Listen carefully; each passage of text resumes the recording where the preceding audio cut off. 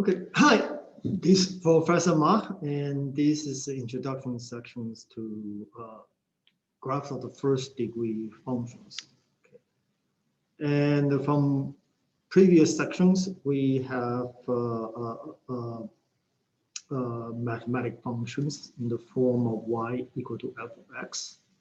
And this f of x usually is a formula, and these formulas usually mostly come from three groups of formulas, and the algebraic formulas, the trig families, and then we have the exponential law families. Okay, and well, let me show you this. And this is the usually the setup of a calculator. This is where the three family reside. I mean, these algebraic families are the things related to x squared, x cubed, square root. And here are the log families up there too. And then now we have the trig families. Then I have the inverse of trig families. And so this is the basic compositions of the formulas that f of x usually are made of in science. Okay. For the algebraic families,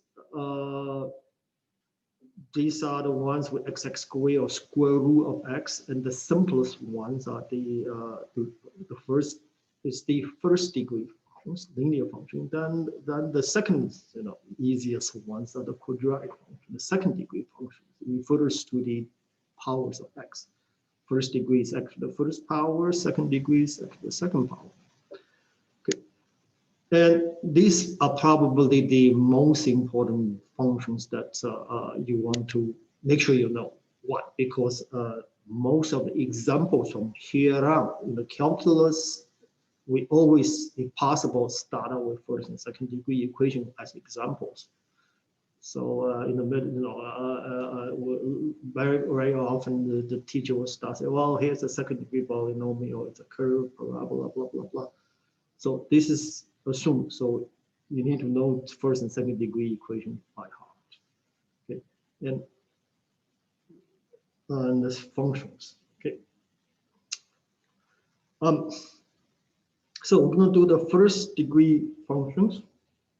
Okay, this one, or y equal to some mx plus b.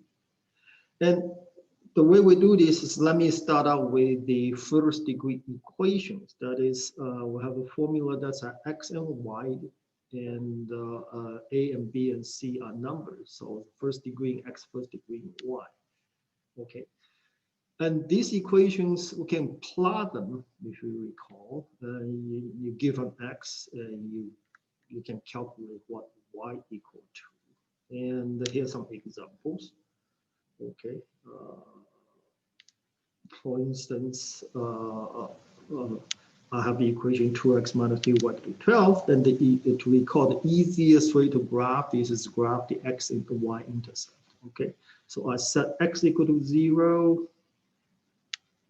And this disappear.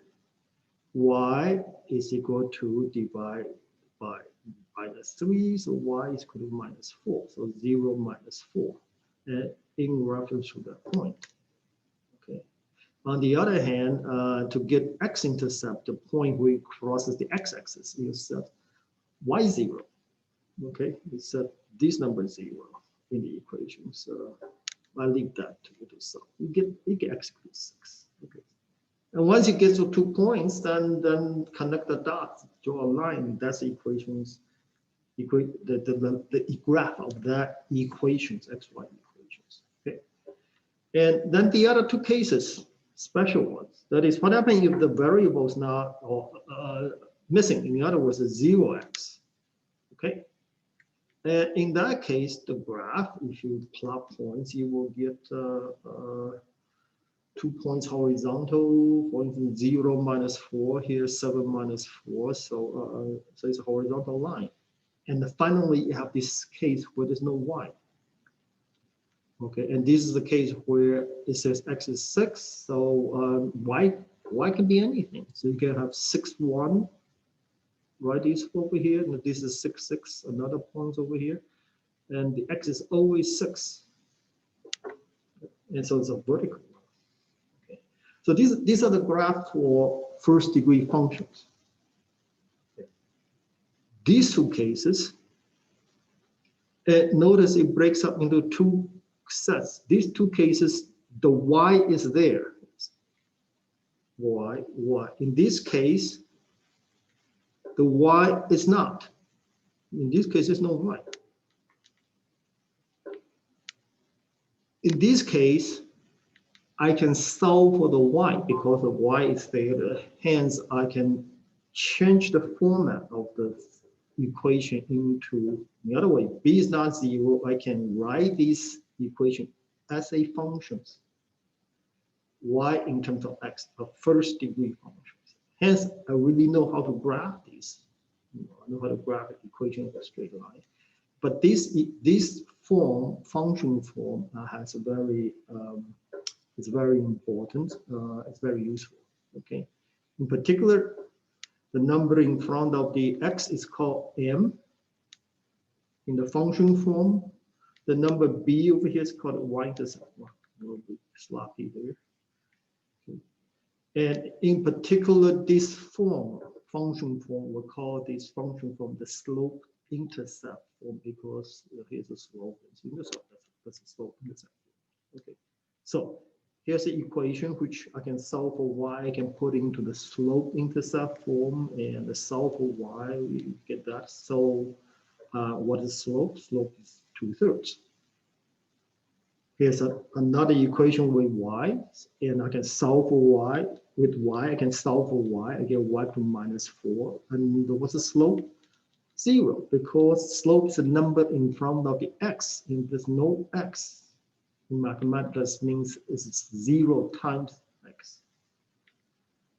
Okay, and here the problem doesn't make sense because this is not a function, so I cannot solve for it.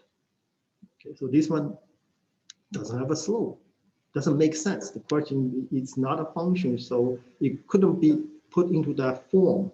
So a priori, it's not doable. Okay. Geometry and algebraically, this number slope is the ratios of the amounts of, if you change the x a little bit, what's the amount of change in the y? It's the ratio between these two. And think of it, for instance, if you twist the dials of x, think of x as a dial.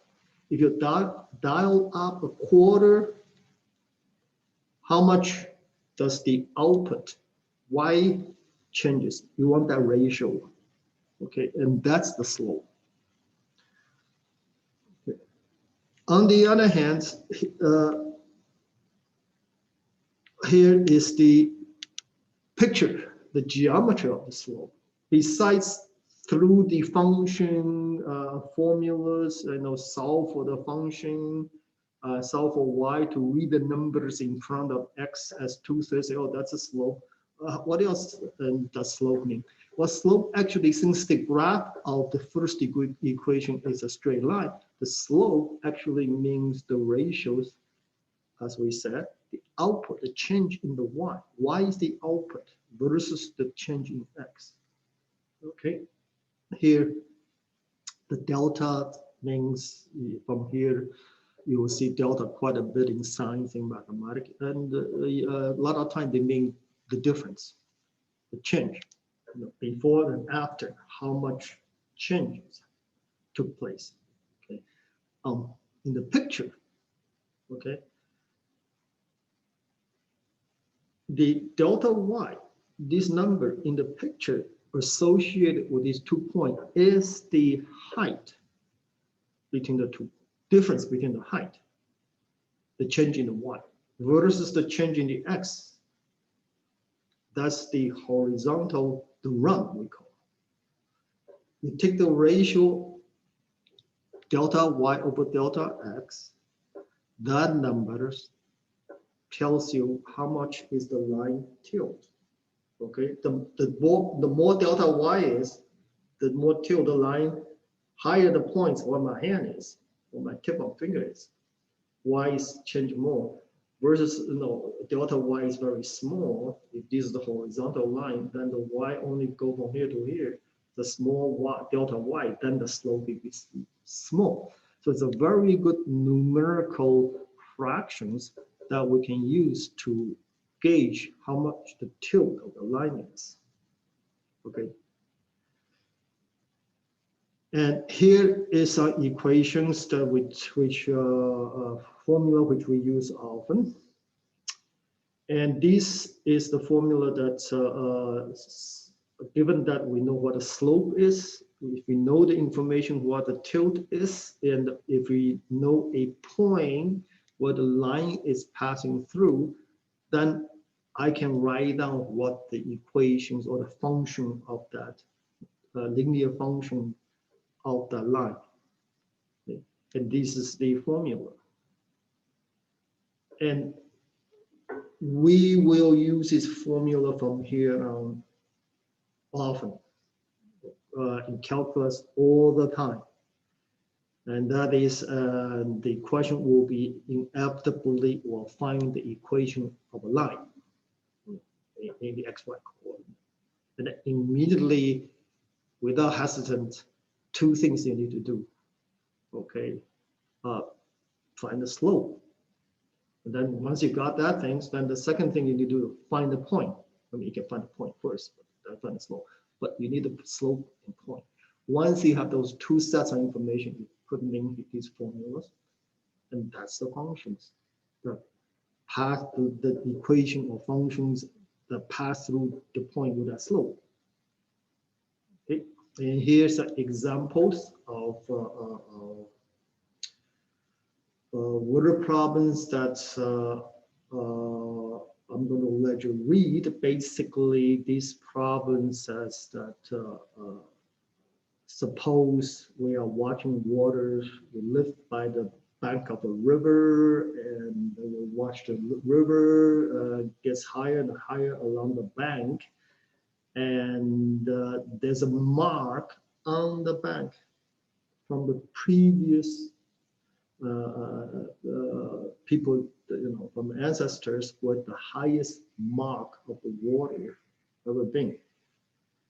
Okay, so imagine that this problem, what I'm trying to say here is this problem of measuring this and try to get approximate values using linear formulas. Okay, so if you try to gauge, you're watching the water coming up, getting closer and closer to the high mark, and you try to gauge how much time you have, and you try to gauge is the situation getting worse or getting better. The first line of estimation is using a linear functions. Okay, and I will let you read these examples. It gives you all the data. Okay, for you need to know to find the slope and to find the here the output, the input is the time. What time you check the water mark, and what do you check? You check how high is the water level to the high mark. And that's the y. You try to hear the functions. Here the problems, write a function, the distance in terms of time, and then you can calculate when's the water going to reach the high mark, etc. Pass it. Okay, it's estimation, of course, okay, but it's a standard things we do in math, in science. Okay, the trend line. Where's the trend? But what else important about that number m slope? The slope m. Well, these geometric facts are important in terms of graphs and the number slope.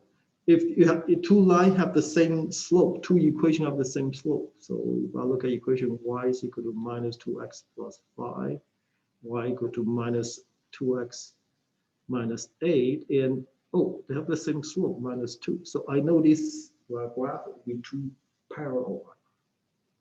On the other hand,